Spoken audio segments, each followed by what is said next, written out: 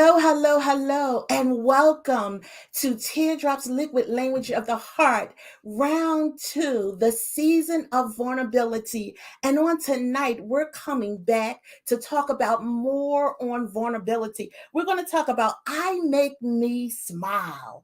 I love me with my entire heart on tonight. How many of you realize in order to combat vulnerability, you got to first love you? And on tonight, we're going to be talking about how much you love you because it takes a lot to love you. And I'm not just talking about the type of love that we can just look in the mirror when we look good on certain days and we can declare to ourselves that I love me on today. But I'm talking about that type of love that loves my faults, loves my disappointment, loves when I'm messed up, loves when I'm overweight, just loves me for me. And that's what we're going to be dealing with on tonight. We're still in our season of vulnerability, but we're going to be talking about loving me on tonight. And I'm going to bring my guests on. We're coming with round number 2 with the same guest we had 2 weeks ago, and we're going to divulge right into everything. My first guest who's going to be helping me on tonight, co-host, is no other than Elise Ford. Put your hands together.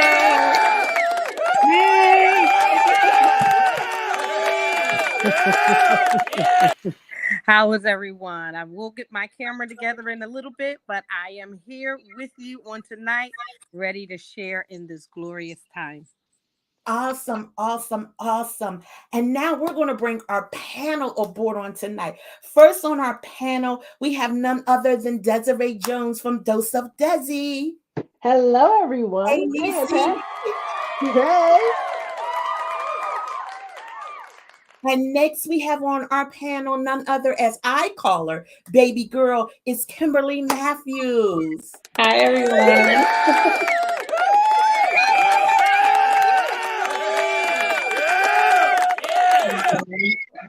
So we also have another panelist on tonight, and that's none other than the right Pastor Ryan O'Neill. Hello, everyone.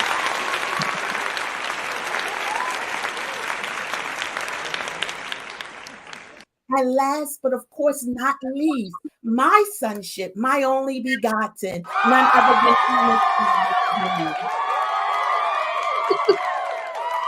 and he's going to wake up with E, and I probably messed it all up again, but one day I'm going to get it right. So, wake up with E, we can't hear you because you're on mute. Yes, yes. It's important to take yourself off.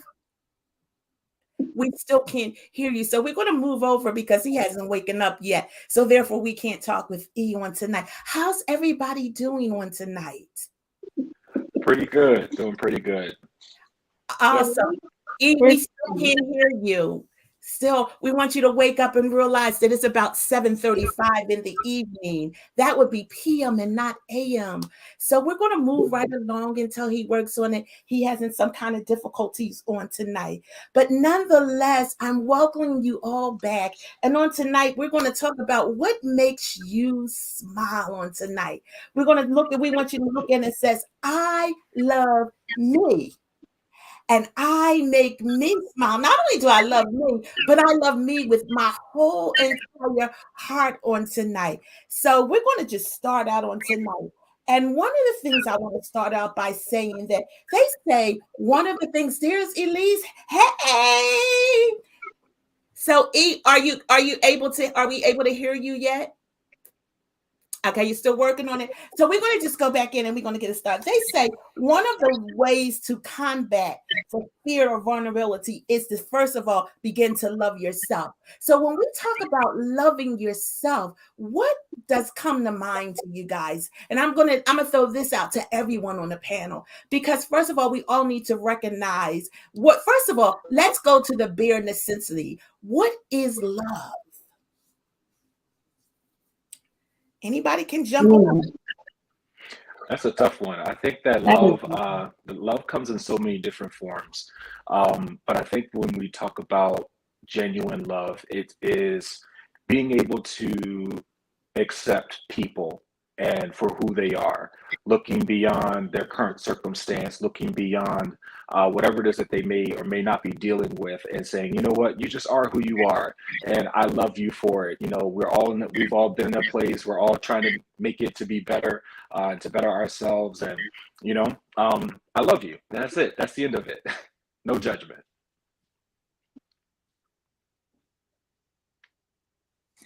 I think love comes with no strings attached.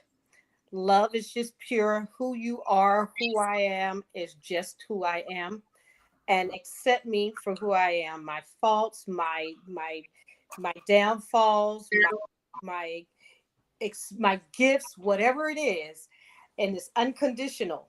It doesn't. Their love is not a condition of me tolerating you because of anything else.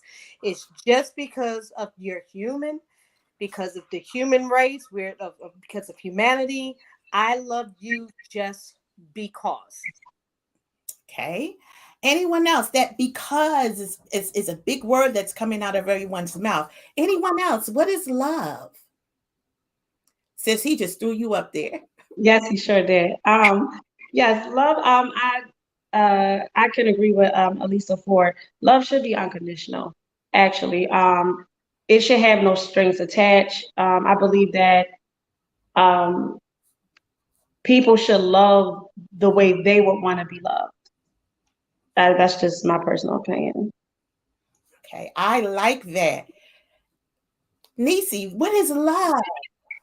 Love is it's a twofold thing.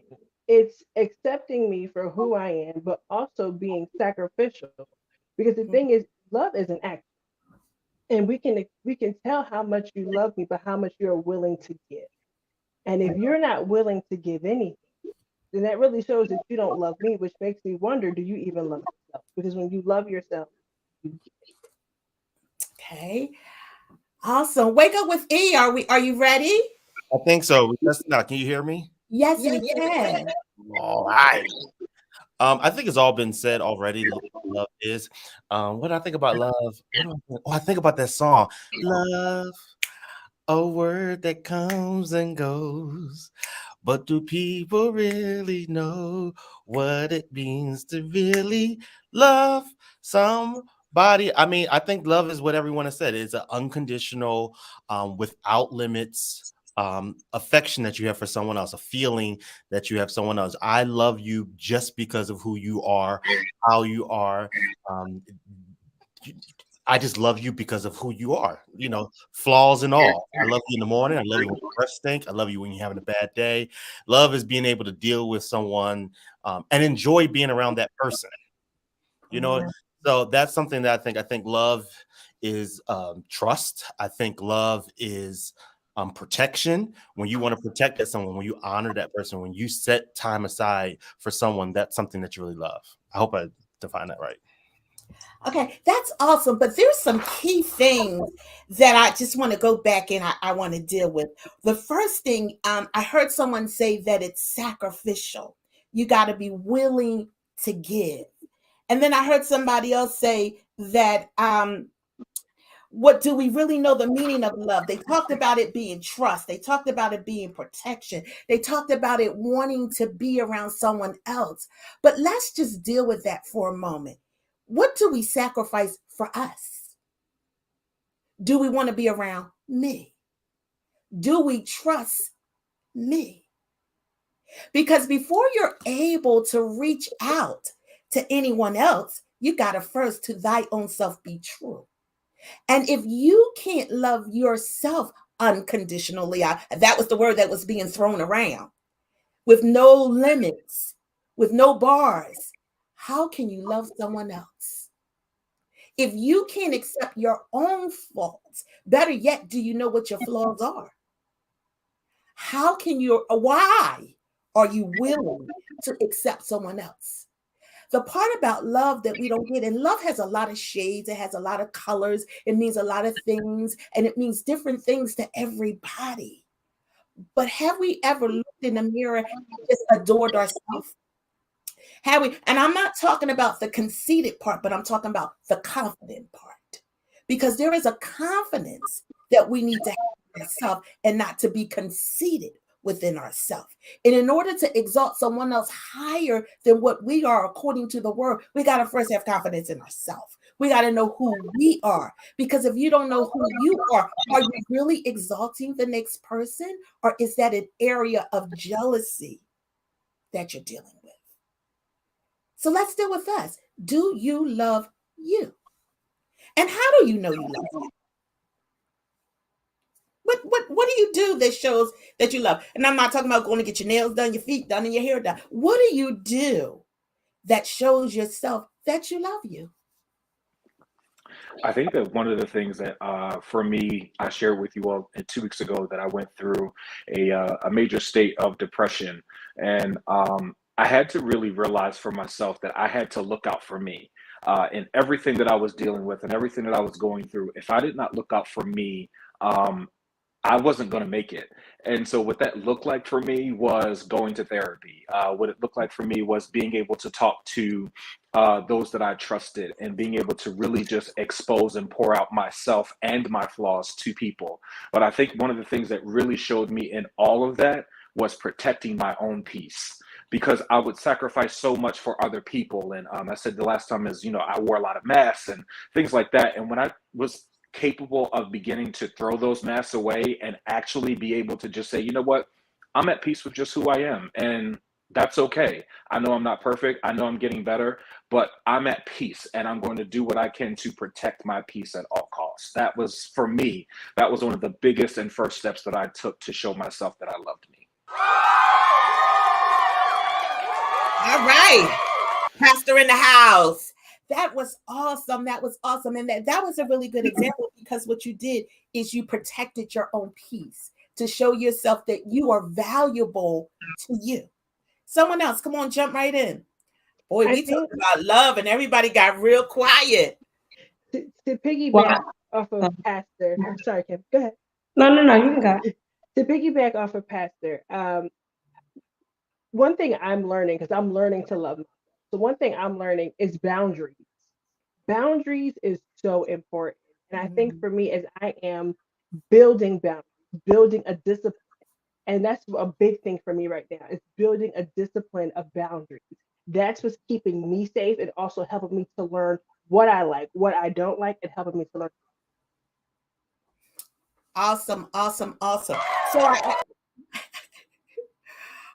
I think our applause got cut off with you. So we had a comment that came forth, and it says, and actually the person kind of went into my next question for you guys, but since she threw a B, it's B. So since she threw it out, she says, love backwards is evolve.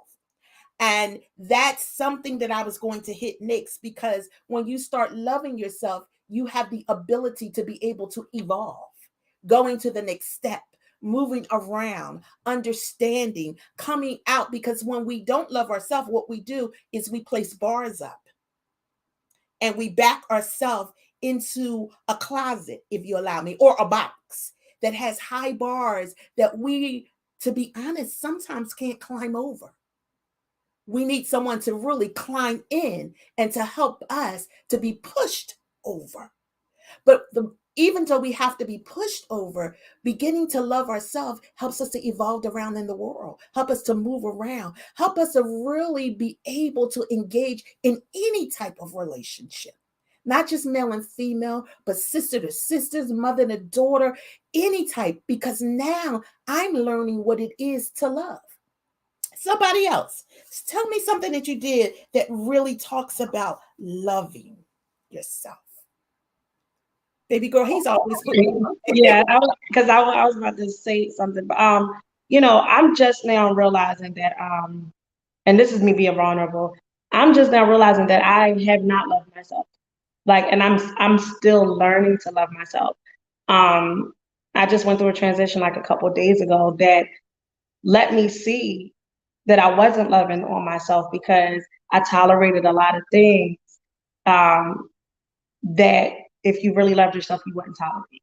You wouldn't allow certain people to do certain things to you. Me loving myself, I'm actually learning right now And earlier this week, I was like setting boundaries for myself, and now I have to set rules for myself because I'm in such a state of vulnerability. Sometimes I can't trust myself. So I have to set rules for myself that's going to help me unlock my better self. That's going to help me attract the love that I need to receive for myself.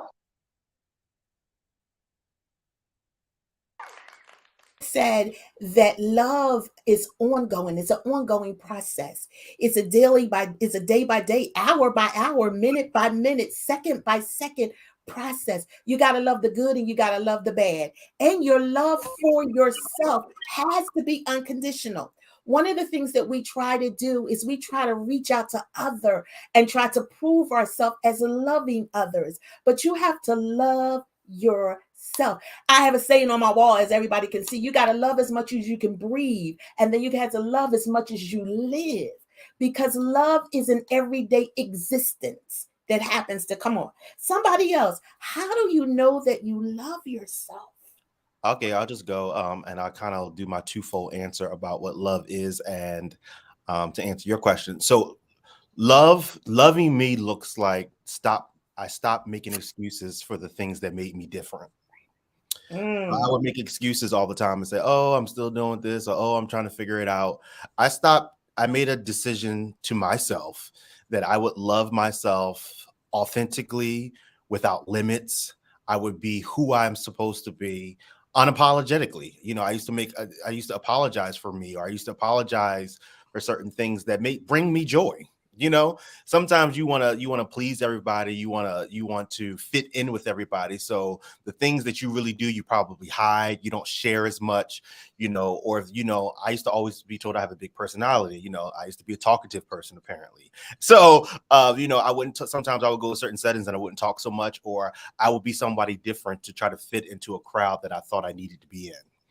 And now when I decided that who I am and how I have influence and I am somebody, I started being who I was no matter where I'm at. And let's even take it even deeper.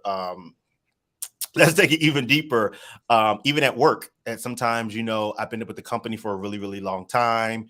And, you know, I try not to disrespect others. I try to, you know, play my role. And sometimes I used to dim my light and not really speak up because, you know, I wasn't really confident in who I was. I didn't want to disrespect anybody. But when I realized that I have something to bring to the table, I stopped acting like I didn't bring anything. You know what I mean? I literally started showing up to the family reunion proud of the potato salad that I made at home, you know, because it was mine. You know, it's mine. You know, I went through a process and I was confident if nobody eats that potato salad, I'm still proud of what I've done. So that's what love looks like to me. Awesome, awesome, awesome. Lisa, you want to jump in? Absolutely. And so I'm just listening to everything, and I find that so often we have allowed society to dictate to us so many things, and how to love and who is love. And it's all surrounding substances. But love isn't about a substance. This isn't about something you have. It's about something that's on the inside. And so we're finding that when we stop trying to compare ourselves and equalize ourselves with others, and looking around and at what someone else is doing and how they view love, and look within us, look within the Bible, to see that we are loved. We are skillfully and wonderfully made just the way we are. We don't have to change who we are, what we look like. We can be authentic people. Oftentimes they say, an original is better than a copy. Be the best you can be, and be comfortable with who you are on the inside. And you'll find that when you have that dominance and that confidence in who you are, people will look at you differently. But more importantly, when you look in the mirror, you'll see somebody different. So I think society has tried to dictate to us over the years how to love and what love looks like. But we need to find that love from within and not from without. Awesome, awesome. So, love is total acceptance. And when we talk about ourself, it's total acceptance of ourself. So, when we begin to look at, there's some things that I just want to bring to the forefront. Loving me, someone says, means stop making excuses for the things that make me different. And I just want to say that for a moment because I think we all kind of fall into that pot and we all bring stuff into that pot so that we can boil together. Nobody wants to stand out from anybody else, but the clue to vulnerability is the clue to accept that you are different. It's the clue to let you know that you do have to stand out for it. It's a willingness to take an emotional risk because nobody wants to be in the midst of a crowd that you're trying to fit in and have to tell how you feel, what you think, and what you're going. Now you're kicking against the pricks. Now that same grouping of people that you're trying to fit in, you really don't fit in. And why would you want to blend in? If everybody else is bringing white potatoes, I'm going to bring a sweet potato because I'm different. And if somebody asks me why I bring a sweet potato, I think everybody knows me. I'm going to simply say because I wanted to. I don't want to be like everyone else because God didn't create of us all to be that. More important, I don't want anybody like me because then that's boring. I need, not to say that I'm a boring person. Let's clarify that. But I want someone that's different, that's going to bring in an array of difference to me so that we can grow together. So that was something I thought was interesting. Another point that I thought was interesting, I think Kim said, she said it, boundaries and rules. What's the difference in boundaries and what's the difference in rules?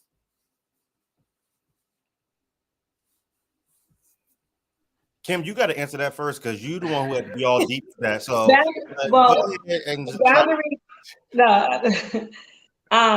boundaries is what I said as to where like who I allow into my space, who I allow to be around me.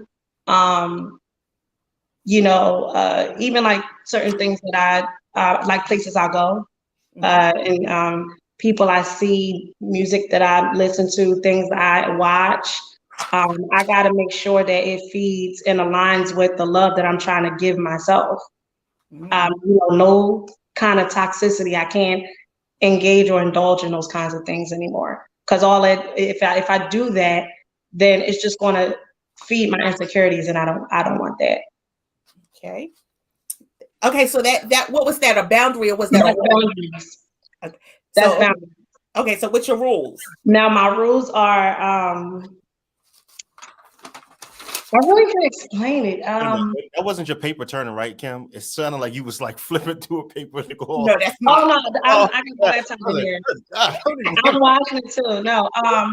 No, rules for me is just knowing. I mean, it's. I think it's kind of just. It kind of coincides with boundaries. Like I said, watching.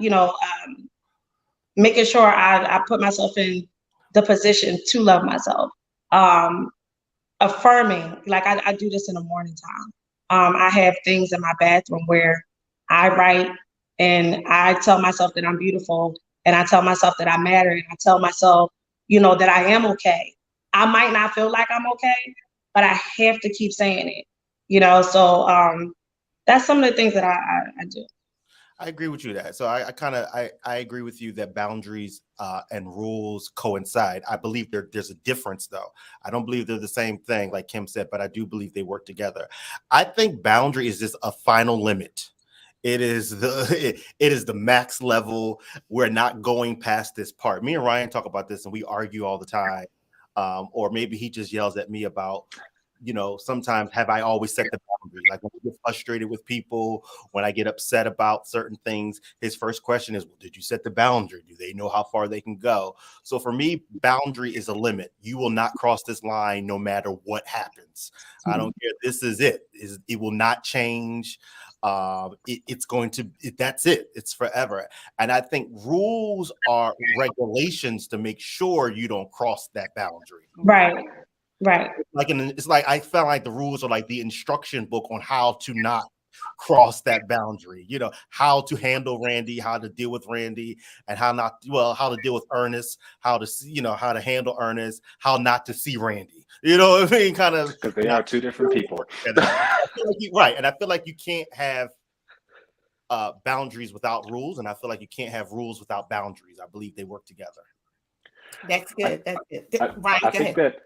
that in another kind of definition of it, I agree with all of it. I think that rules are meant to be bent, broken, and modified, but boundaries are meant to be maintained. So when you have a rule, I can say, I don't like it when you handle me this way. I prefer to be handled this way, but I grow, I mature, and I evolve. It's the word we used earlier, right? So that rule may change. It may change how I choose to be handled in certain situations, but the boundary is just like Randy said or Ernest said, you can't cross this. This is it. I might talk to you when I'm out in public, and I might laugh, I might joke, I might be cordial, but you'll never cross the threshold of my home because you bring a spirit and an energy that I just don't accept in my house. So like those are I think that's kind of what it looks like for me. I Awesome. think for me, and I agree with everyone said. I think I'll put my spin on it, and that is boundaries are for me, rules are for you. But it's the same thing. Like my boundaries and rules for me anyway, it's the same thing. It's just that you have to abide by the rules. But this is where I stand, and I think for me, what I learned is, or through situations, I learned that I have an anger problem. So once I realized that I had an anger problem, like a really bad anger problem, like orange is the new black anger problem. Like if I don't get myself together, I'm gonna be in an orange suit as a black person. Yeah. Once I realized I had an anger problem, that's when I had to put in hard boundaries to say, you know what? I'm not gonna allow you to get me to so upset that my friends have to get bail money. Like once we start having bail money conversations, that's when I realized, we got to put some hard lines here. Desi, let me tell you something. I wish you could see everybody fell out when you said the bail money. But it'd be real. But I like what you said. What did she say? Boundaries are for me and rules are for you? Yes. Yes. Is that in your book? Because if that's not in your book, you need to write a new one and put that in there. Lisa, do you want to jump in? Y'all are entirely funny tonight. No, you do. You have to set boundaries, and you have to have rules for yourself. And like he said, rules can change, and you can change your rules because your rules can go as you grow older in life.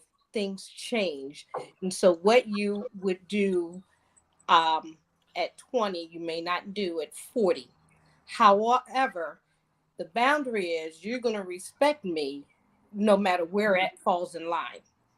So I think you have to have the boundaries, and boundaries are set for others. Absolutely. So because you cannot come at how they used to say, you can't take me out of my element. That's what the young people used to tell me all the time.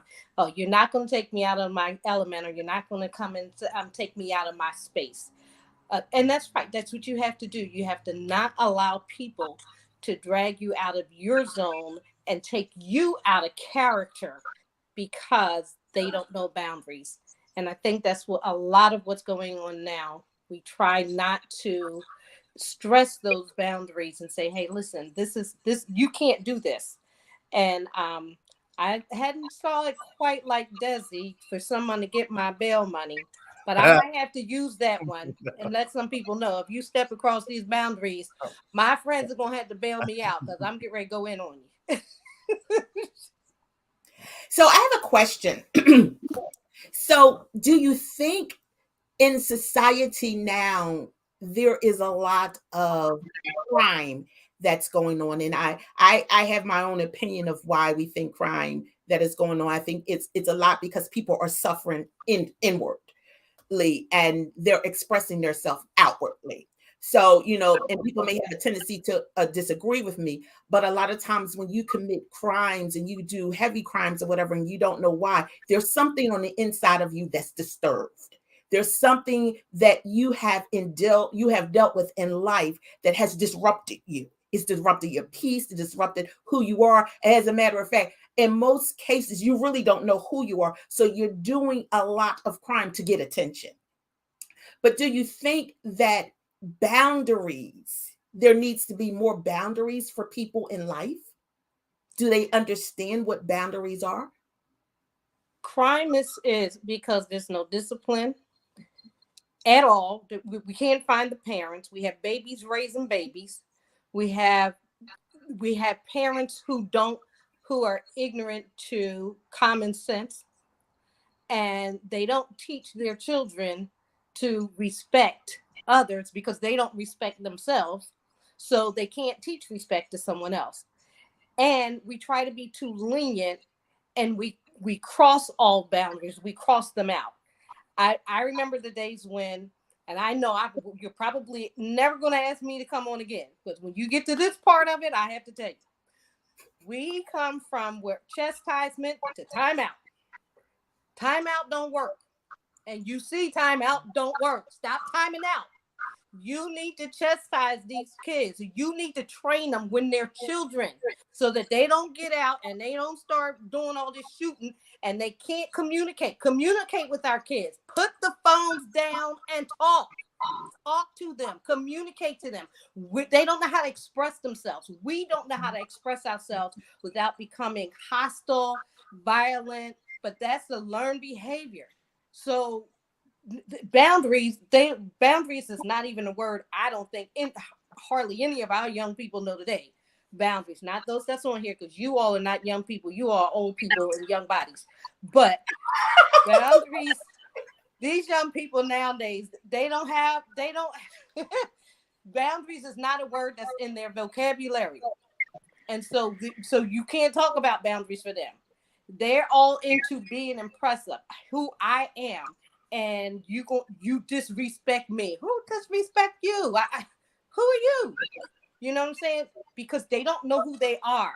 They don't love themselves. As we started talking about, they can't accept themselves for who they are. And in order for them to be loved, they have to provide some corporal punishment. It's just crazy. But yeah, they just need they just need a good old, you know what I'm talking about. They just need that old fashioned. Okay, alrighty then. I think she kind of felt kind of passionate about that. I agree with you, but I think there's a key point that you mentioned. There's no love. And the whole point, as the scripture says, the love of many has waxed cold. And it is cold because people really don't know what love. They equate love with substance. If you buy me this, excuse me, then you love me. The minute that you stop buying me or giving my way, you no longer love me.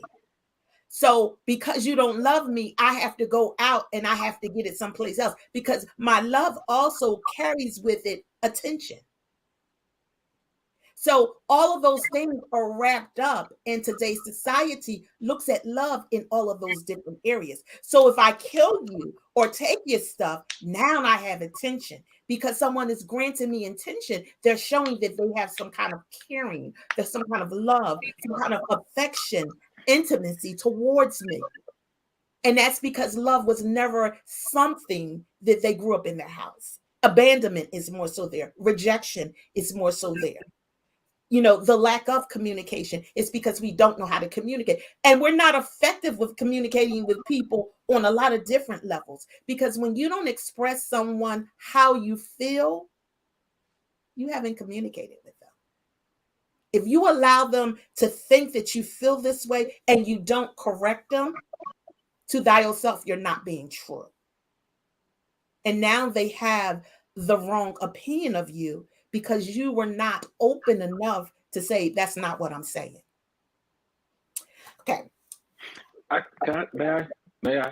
I think that this is a very, very loaded, it's very loaded.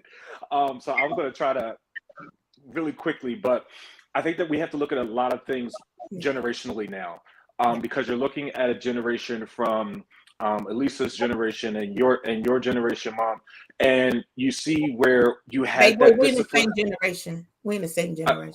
I was saying your generation. So when you look at your generations and you see how there's a level of love that is given. There was a level of discipline that was given. And then you have our generation who may have seen and identified that discipline as abuse. And when you go from an abusive home, and you see people say, "Oh, this hurts me more than it hurts you," or you see, there was always that chastisement. You spare the rod, you spoil the child type thing. We were always being, and I'm not saying we, me, but our generation, we might have been hit so much, and we may have felt like that abuse is something that we don't want to give to to the next generation after us. So therefore the discipline is now being weaned off, and it's allowing the generations after to kind of be like a little bit crazy. But there has to be a mixture of love in there, and there has to be a way that you show love. There's more than one way to skin a cat, right? So now you're in a generation where you do have people that we receive violence is on the rise, and it's unfortunate that violence is really being committed by a lot of young people, and those young people are young people who did not get love that we had. They did not understand that, when we thought baked beans and hot dogs was a treat, it was really a struggle meal, and our parents were trying to put two and two together just to make something work. They were just taught, well, you got to go out on the streets, you got to make your own money, and go pump the gas because ain't nobody going to do it for you. There's like so much that is going on between abuse and the lack of love, and trying not to give what we received in an abusive manner to the next generation, that we skipped a step and it threw everything off. Does that make sense? That was good. Anyone else want to jump in? I think that a lot of things that's happening now, especially with this, the younger generation, is because there's no accountability. Nobody really holds these kids accountable for what they do. Like back in the day, if we did something, you can go to our parents, and our parents will, deal with us the way that they normally would. Nowadays, if you tell the parent that a child did something, the parent will act like, they'll look at you like, well, why are you coming to me? Or they'll want to fight you. So a lot of these kids are growing up with no accountability, and they're getting pacified by the things that they're doing. So I believe that, that's why a lot of these, this generation is so filled with crime and everything. And they're not, loving themselves because they don't have the love that they really need. Anyone else? Yeah, I'm going to jump in a little bit. So I feel like Pastor Ryan, where that's kind of a loaded question. I think a portion of crime that we see is a lack of love. I think another portion of it is too much love with no hope. And so, because I don't believe that everyone that commits a crime is looking for attention. I don't believe just a portion of it. I feel like when you look at some of the murders where, like, we had a couple murders where the guy killed his baby mom and left the knife, I feel like that's love and anger. I feel like that's love with no communication. I feel like that's love. I feel like that's expectation with no communication. And he got so frustrated and he felt like there was nothing else to do. When we see crimes where they stab people 13 or 14 times, I feel like that's love with some type of rejection. That's demonic. Crimes of passion. Okay, yeah, crimes of passion, demonic. I'm with you, Mom. No hope. But see, people like that, they don't have hope. I feel like us as Christians, why we can handle things a little bit different is because we have hope. And you get that when you are constantly in communication, you're praying, you're reading your word, you're staying prayed up. But I mean, like, what about the husband that goes out and he can't get a job, or he's struggling and he sees that his family at home needs, so he goes out and rob? Is that attention? Is that lack of love? Or is that love he felt hopeless? You know what I mean? I feel like love also needs to be regulated. You know what I mean? You have to regulate. You have to have conversation. You have to set the boundaries. So, crimes of passion, but some people are just knuckleheads. I mean, some of it is inflation. Some of it is no hope. That's basically what we're seeing. I don't have another way to put it. A man who has kids and he's married, he has young kids, and he goes out and commits suicide. It's just a loss of hope. We're seeing the effects of hopeless people. I think the one thing, and I agree with the people who said before me, this is a very loaded question. I mean, loaded. But one thing that everyone's been saying, which has kind of resonated with me, is a lack of communication. As a person who is overcoming mental, flaws, I guess, one of the things I've had to work on and realize that I struggled with is communication. And I think from what some people said earlier about the older generation, yes, we were punished in certain ways, but there was no communication saying, you know what, this is why you're behaving this way, and it's inappropriate, and here's why it's inappropriate. And I think maybe my generation just saw the physical demonstration and didn't understand why, or told, well, because I said so, or whatever the reason is. And if you've been hearing everyone's conversation, it seems like it's a lack of communication. And that's why we're behaving, because we've been never taught to communicate, or we've been taught to communicate in a negative way, which is not productive. As someone said, and I thought it was interesting. Wait a minute, I lost it. Communication with a lack of compassion. So I think that's important, because there are people who communicate, but you have no compassion in what you're communicating. There's no love. You can't identify, so you blame. Another thing someone has said is confusion is real. And we do live in a day and a time where there is a lot of confusion. And confusion comes from hopelessness. This is an age of hopelessness. And all of these words really stem back from the point of familyism. There is no familyism. There is no time of development. So, when you look at a mother and a child whose child is acting up in school, the mother in their mind is having a debate. Do I take off a day of work to go see what's wrong with my child in school? Or do I work because we need the money to pay the gas bill so the lights and the heats can stay on? So this is the society that we live in. And because that mother chooses to stay at work, whether she's right or wrong or indifferent, that mother takes a choice. And with every choice, we know there's repercussion. And the mother stays at work because she needs to pay the bill for her home, for the lights to be on so that they can have hot water, so that they can be able to do what they need to do to survive. She doesn't go to see about that child. So she does that more than once. Now, public school deems her as being an unfit mother that does not love her children. So they display that to the child. Now the child is feeling some type of way. And when the child goes home, the child is beginning to think that my mom doesn't love me because she doesn't come to see about me at school, because of that seed that was planted inside of them of not loving. So now the child does everything to gain love. So this is a society that we're... again, I'm sorry, Mom. That is a loaded example, because if we're getting to the place where the school district is saying that you're an unfit mother, that means this is a continuous behavior. This is not the first time the child act up, and the mother has chosen every single time to go to work. Is it? And I'm not blaming the mother. So I know you have a women following. You are a great mother, so this is not about her. But what I'm saying is, when does the mother realize? Does it come to a place where the mother gives up, and it's just easier to go to work than to deal with the child with the issue? Probably so. I just want to, because that was just a very Tyler Perry, like you know what I mean? And That's what they watch on TV too. So all of that is considered to be realism, though.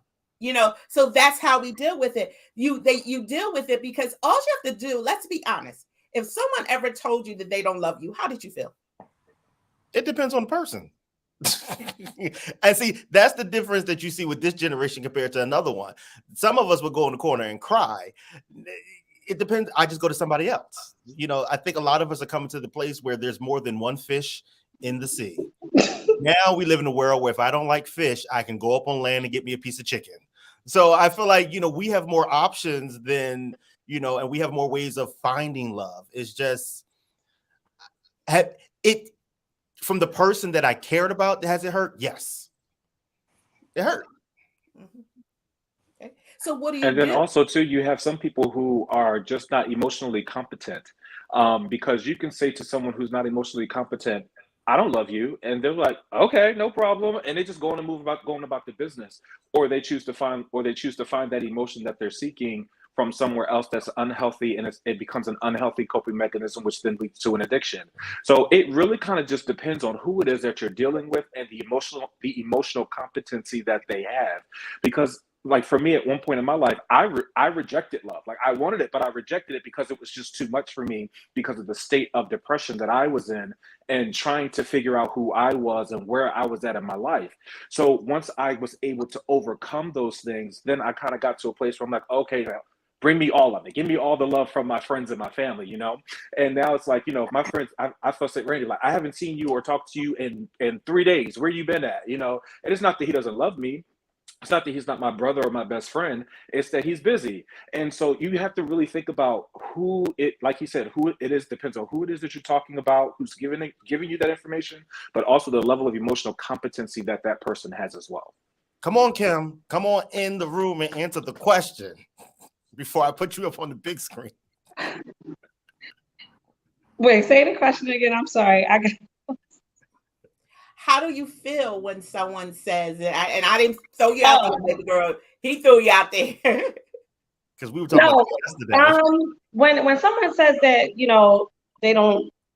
Well, some like you said, some people take it as like, okay, fine, they don't care, But then some people will cry in a corner. They'll get extremely depressed, suicidal, want to kill themselves, don't want to take a shower, like stuff like that. It really gets real. Like people are so some people can be really sensitive if you say, I don't love you, especially if that person is full of love and they give they're giving love, and someone says, I don't love you, then it's kind of like, oh, why don't they love me? And then they start questioning themselves, so. I think that's where the phrase comes in. It takes a village, and it really does take a village, because when it goes back to Pat, the child who has the mother who has to work, it's a single mother, has to work, and they can't go to school because they have to work and put food on the table. I do understand that, but I'm like Ernest, then you need to stop cussing me out when I call you and tell you about your child, and we can talk together, and I can do it here in school, and then you can reinforce it at home. We have to work together as a community and a village to raise these children, to raise us. We didn't have it. And as Kimberly said earlier, it used to be a time when, and Pat, if you did something in the neighborhood and your neighbors saw it, they would whip you. And then when they told your mama would get you. But now you touch that child or you look at that child, and then they're bombing your house. But they're trying to help your child, and people don't see that, and they become defensive. But it takes a village to raise these children. And then we do have enough resources, but we don't take advantage of the resources because it's beneath us. We have all the YMCAs, the YWCAs, the AAAs and the BBBs. They have all kinds of programs. They keep pouring money into programs, but we don't want to go because of our pride, because we don't want people to see inside of us. And then, like Pastor Ryan said, we can't accept the love. We don't understand how to accept that love. And so it does become a portion of a communication gap where we need to sit down and we need to talk and stop being so sensitive about everything you say. You don't love me. But why don't you love me? You don't love yourself. That's why you can't love me. You don't love yourself. And I can't allow you to have that much power over me that I'm going to go suck up a bunch of pills because you don't love me. I need to love me for who I am. And that's what, as parents, that's what, as leaders in our churches, mentors, that's what we need to be teaching our children. Love yourself. Search down within you. And then when someone say, I don't love you, you say, but I love you. Mm-hmm. You got to throw it back.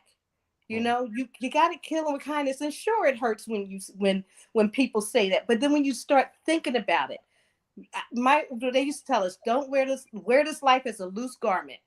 Don't get so caught up in all the cares and all the things of this world. God loved us that he gave his life for us, and all of that is under the blood. And I know that's probably a little bit off from what we've been talking about, but when you go back to it, God gave it in spite of what we did, what we said, and how we treated him. He still loved us. That is an example that we have. It hurt him. I'm quite sure all them thorns and all that beating, it hurt him, but it was worth it. You're worth it. And so that's what you had. That's what you have to remember. And it takes a whole village. It took them the 12 disciples, apostles, disciples, whichever one you want, whatever category you want to look at them. It took that. It took the whole nation. It took everybody to help build, and that's what we have to do: build one another. I agree with that. You know, she said too, Mom, I'm sorry I let you go, but you don't love yourself. You don't love yourself. When you get to a place where someone says, I love you, that means you've been looking for the love that you need to give yourself. You've been looking for in that other person. And if you have gotten to the place where you tell that person, I love you, and them say, I don't love you back, and it's a surprise to you, that means you've been ignoring the red sign somewhere. There's been some red flags that have popped up. There's some boundaries that have not been set. There's some conversations that have not been had, or you've ignored every single one of them. And that's why you've gotten to this place. And remember, the Bible said, woe unto the man all men speak good of. Okay. That's right. So you better be glad you have some people that don't like you. Because guess what? Your spirit, the devil don't like anyway. So he can't like you. Some people just ain't going to like you no matter what. And they going to do it just because. That's right. That's awesome. That's awesome. So I want to just say two more things, and then we're going to actually close out. So one of the things is I don't want us to leave from this place to think that it's only your generation that cannot accept love, that don't know how to love. It's every generation. There's a lot of people out there who don't know what love is, you know. And we all know that Christ is love. So we know besides and apart from him, there is very difficult people out there who cannot love because they need to be introduced to the love of Christ. So that is the bottom line. That is what we stand on. We stand on the principles of the Bible. We stand on the principles that God so loved us that he gave. And love is an action word that gives. You may not be reciprocated in your giving, but because of the point that the love of Christ dwells on the inside of you, it pushes you to give. So, but I want us all to understand love is not dictated by age either. You got a lot of folk out here who are angry and nasty, who are 80, 90, 104, 40, 50, 60, 120, however age they want. It's because they haven't dealt with some things on the inside of them. So they have carried that pain, that ornery, that rejection, that abandonment from year to year and year and year and year. And the way that they see life is through the lens of abandonment, through the lens of rejection, through the lens of somebody needing love. And they cannot give love because they don't have love on the inside of us. So that's the generation that we're dealing with. And when I talk about generation, I'm talking about the world in which we live in now. That's with a lot of people. You know, we always talk about how can people have the love of Christ on the inside of them and be so mean? It's because they haven't dealt with their pain. They haven't dealt with their past. They haven't been true to their self. And what they do is they try to take the love of Christ and put it as an umbrella on top of them, whereas you need to take the umbrella down and go back and deal with you because you're not liberated within yourself. And when you get total liberation, you will be able to love, you'll be able to give, you'll be able to do, and it won't matter to you what the other person thinks or do or talk because you've been liberated. We don't live amongst a lot of those people. And I'm just being real. We don't live amongst a lot of those people because we have been taught how to kick everything under the sofa, under the carpet, and not deal with everything. And now we're in a generation that you have to deal.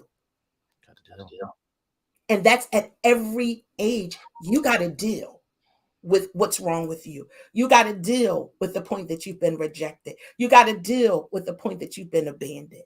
You have to deal with it. This is the season that we're in to deal with. I want to just throw out one more question, and then we're going to actually close out because this was getting so good. And Lisa got so passionate about the people, about the kids, until I didn't know if we was going to have to fight up here or what. But thank you, sis. Did you get the bail money, niece, for me? You had the bail money in case I had to go to jail? All right. So we talk about a lot that we hide our true self. And when we hide our true self, what it does, it leaves us with a lingering feeling of unfulfillment. When you hide who you truly are on the inside, really on the inside of you, you have a feeling of unfulfillment. Maya Angelou said something like this. She said, there is no greater agony than bearing an untold story inside of you. And I want you just to think about that for a moment. She said, there is no greater agony. You have no greater agony, no greater pain on the inside of you than you bearing an untold story on the inside of you, because you have allowed your feelings to be unfulfilled because you didn't say that thing you wanted to say. Think about it for a moment. What have you allowed to fester on the inside of you? What untold story do you have on the inside of you that you didn't allow? You're unfulfilled because you didn't speak your truth. And as a result, you're bound. You're encaved. You got trees and walls all around you, and you can't climb out of your hole. And it's causing you pain. You ain't got to tell your whole story, but say enough that you can speak into the camera and give somebody hope before we go out of here. Because there's a lot of people that are still walking around unfulfilled because they're not able to release on the inside of them that feeling that's lingering, that feeling of rejection, that feeling of remorse, that feeling of abandonment, that feeling of wanting to be loved and always loving the wrong people. Because if we're really truthful, all of us have been there, and we all have loved the wrong person at one time or another, or we've all had infatuation with the wrong person that we thought was love at one time or another. So how did we get out of it? Because there's somebody that's listening now or that will listen later that's saying, I can't smile at me. I can't say with my whole heart, I love me, because he hurt me and I loved him. And when he left me, he has taken all the love I had on the inside of me. He has taken it away from me. So I'll never love again. Not only will I love you again, but I'm not even sure if I'll ever love me again. And then, did I really love? Because what is love? He brought me that. I thought he loved me. He knocked me up beside my head. I thought he loved me. What was it? When he stopped buying me and started hitting me, I knew that was love. So I stayed and I endured it. But after I come out of it, I realized that I was doing myself harm. So I really wasn't being loved. I really wasn't protecting me. Because that's what love does. Anybody can go. Got like 3 minutes. Speak into the camera and speak. Who's going first? I can go. Since this is a season of vulnerability, I can say I'm still learning. I'm going to be vulnerable right now and transparent. Like I just went through like one of the worst breakups ever. It was a physical, an abusive relationship, and I've been spending my days trying to figure out, like, why do I miss this person so much? Why do I need this person so much? But then I had, as I'm taking this journey, I'm realizing, like, I don't even know if I really miss him. What it is he took a piece of me that I'm actually trying to get back. So I'm really missing myself. I'm really missing myself. So, and I had to realize that, because I'm like, wait, why do I miss it? And it's like, in all reality, I shouldn't miss him, because, like, you know, being beaten and being hurt and being abandoned and being neglected, that's not love. So when I realized I was like chasing him in my head, I was really trying to find the part of me that he took. And that's my journey right now. So um I'm like right now I'm just waiting for the finished product. I'm waiting to see what God is going to do. Because I don't trust myself. I don't trust myself at all. It's hard. It's hard. And it's a long phase. And nobody really understands. But that's okay though. But I'm getting through it. I'm getting through it. That was awesome. She said something that's good, and I want everybody to hear out there. She says he took a piece of her that she's trying to get back for herself because she misses herself. Think about it for a moment. And somebody who's listening, don't allow somebody to take a piece of you, and they took it when they left. Now you're missing yourself. But learn to love yourself. Who's next? Okay, I'll go. So I'm going to say it for whoever's listening, and I was thinking about this. If love for you is this equation, if you love me, or if you gave me, or if you give me this, then I know I'm loved. That's a math equation for failure if it doesn't have Christ in it. If things or others determine your happiness, determine that you are loved, then you're not going to ever be happy, because you determine your happiness. You dictate that, not someone else. And so you have to change that equation altogether. And things can't make you happy, because things are going to go away. People are going to go away. Christ is going to be with you forever. So you need to put Christ in that equation to get a positive answer. Anything outside of that is going to be negative, because by nature, we're going to change. And just because I give you today and I tell you I love you today, tomorrow is a whole nother story. And the only thing and the only person that you can put your true faith and confidence in is going to be God. Amen. Amen. So if you love me and gave me or given me, then I know our love equals failure without Christ. Wow. Who's next? I'll go next.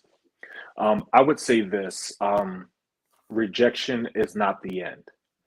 I think that a lot of us have experienced some form of rejection and in a search for love, what we think love is, and what we see on social media, and what we think love is supposed to look like. Just because you don't look the best, just because you don't talk the best, just because you don't have the best education, and just because you don't live in the best place, does not mean that you are any less worthy of love, of companionship, of friendship, and even kinship. It's not the end.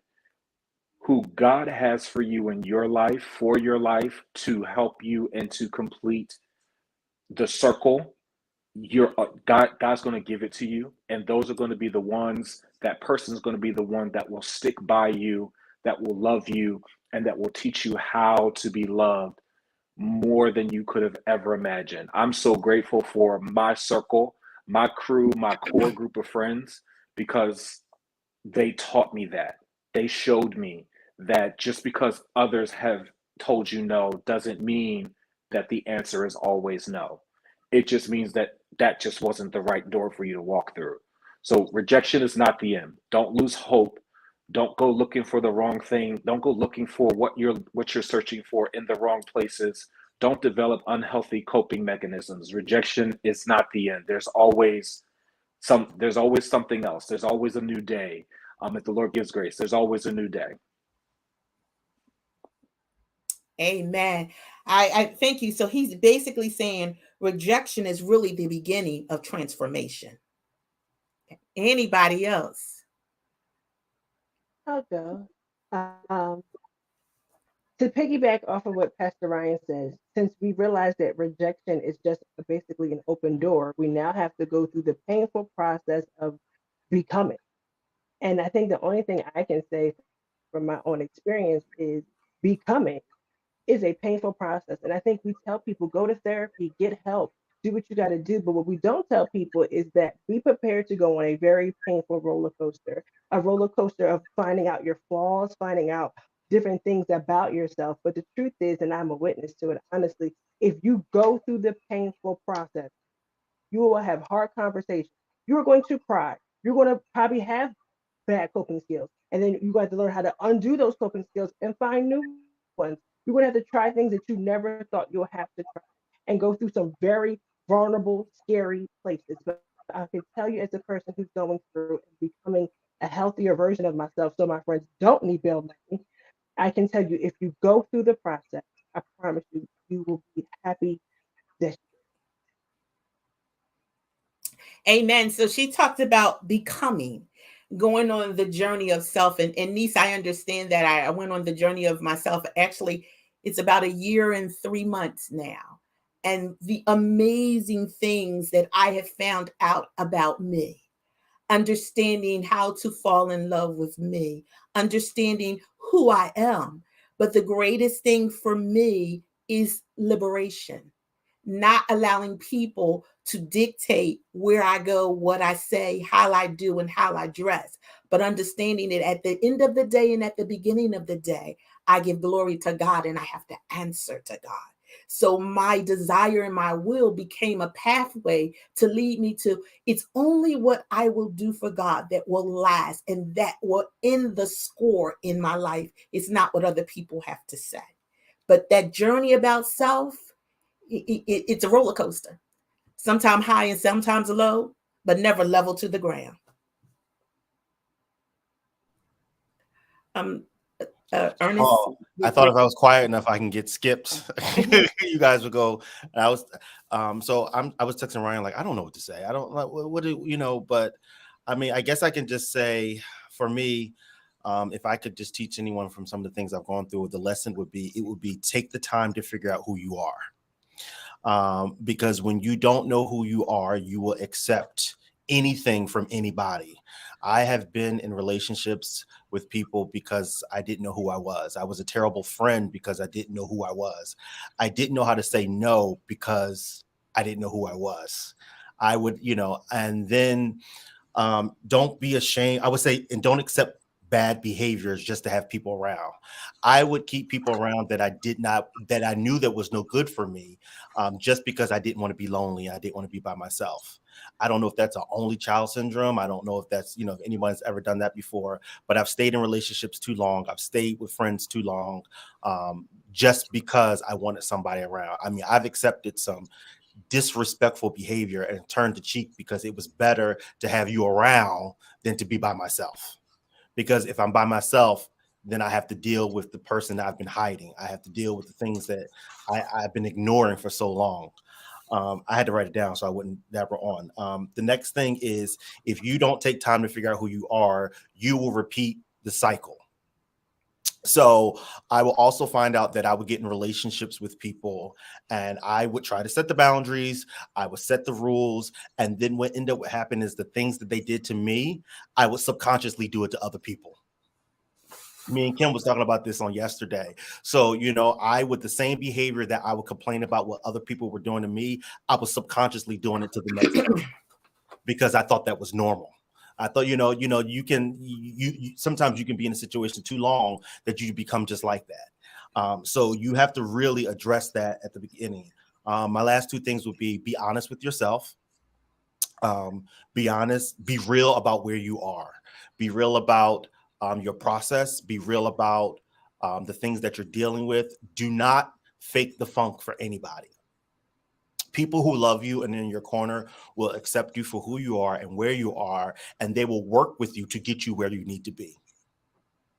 The last thing is you have to have some type of spiritual foundation. We said we're Christians. We believe in the Lord Savior, Jesus Christ. We want you to believe the same thing we believe, but we're not going to take for granted or be disrespectful that somebody's listening to this that does not believe in that.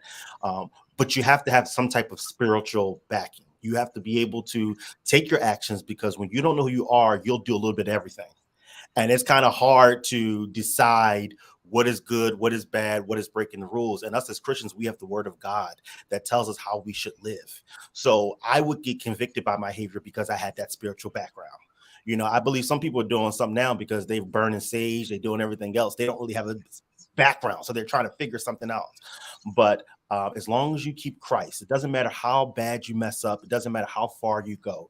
Just continue to have Christ in your life. And he will be with you in the end. Church will talk about it. If you make your bed in hell, he's there. If you make your bed over there, wherever, he's always there. He's always ready to receive you. So take the time to figure out who you are. Amen. Amen. It's wonderful, wonderful. And just to sum his up is, to thy own self be true.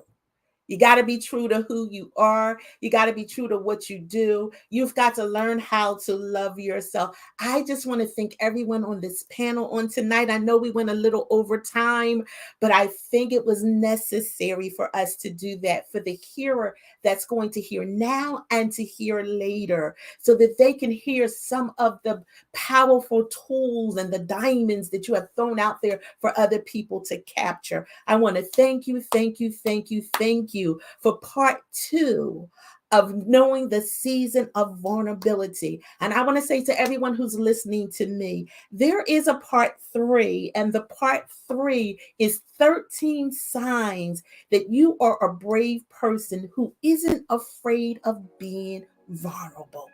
That's going to start on Tuesday the 21st. I'm going to give you 13 signs for 13 days of a brave person who isn't afraid to say that they're vulnerable. You want to tune me in to hear what are some of these signs of a brave person that's going to indicate that they are vulnerable.